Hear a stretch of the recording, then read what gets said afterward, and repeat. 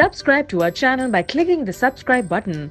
Click the bell button and enjoy the latest uploads from our channel. Paris एनएनआई दुनिया के महंगे तरीन अरोसी लिबास की नुमाइश फ्रांस के दारुल हुकूमत पेरिस में की गई, जिसे दुनिया का तीसरा महंगा तरीन अरोसी लिबास करार दिया गया है। उस महंगे तरीन अरोसी लिबास की कीमत 2 अरब 31 करोड़ रुपए मालिक है और उस ब्राइडल गाउन की खास बात यह है कि उसमें सैकड़ों हीरे और कीमती पत्थर जड़े हुए हैं। आंखों को खीरा कर देने वाले उस अरोसी गाउन को मिस्री डेज आइन रहानी अल बहरी ने पेरिस में ओरिएंटल फैशन शो के दौरान पेश किया।